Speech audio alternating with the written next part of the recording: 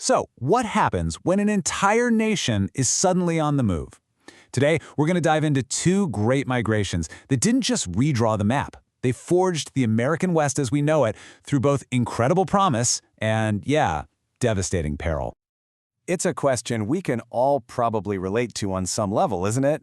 What force is so powerful that it makes a person or a whole family just abandon their homes and start completely over?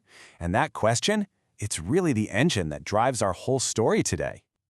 Well, the answer really boils down to two huge opposing forces.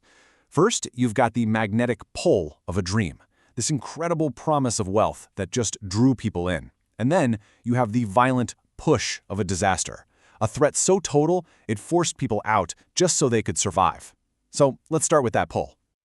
Okay, so our first story, it all kicks off with this tiny glint of gold in a California riverbed and an explosion of hope that would literally reshape a continent.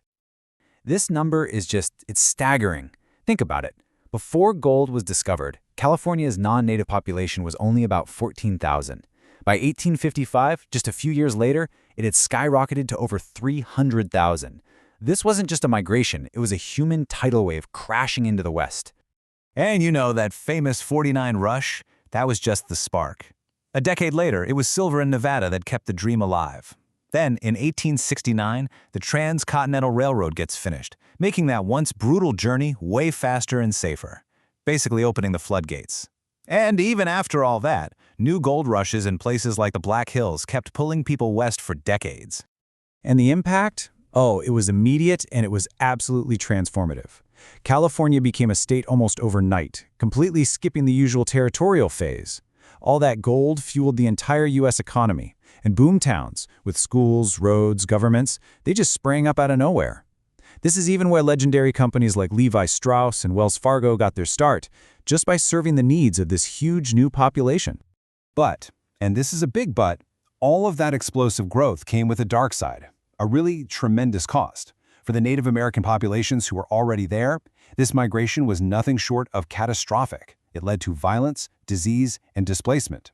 And at the same time, this fierce discrimination erupted against the very immigrant groups who had also come looking for a piece of that dream. That tension, it didn't just stay as tension. It actually led to laws like this one. The Chinese Exclusion Act of 1882 was the first time in American history that a federal law blocked immigration based purely on someone's nationality.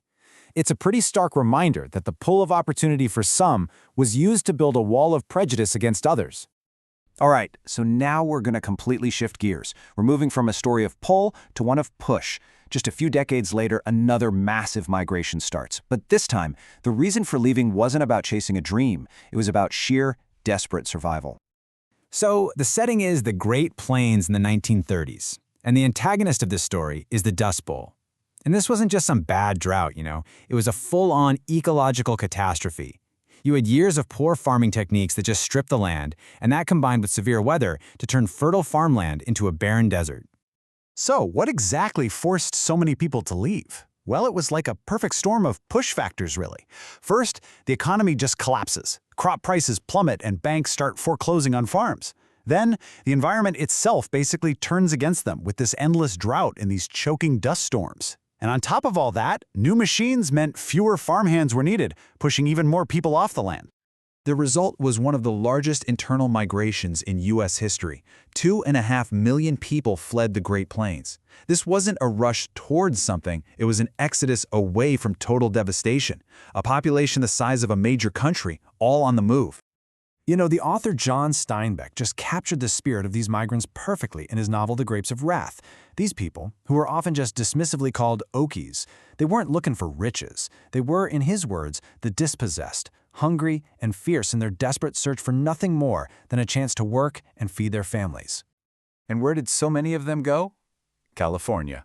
Yep, the very same land of promise from the gold rush.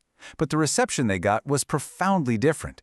Instead of boon towns, they found hostility, intense competition for low-wage farm work, and life in makeshift shanty towns.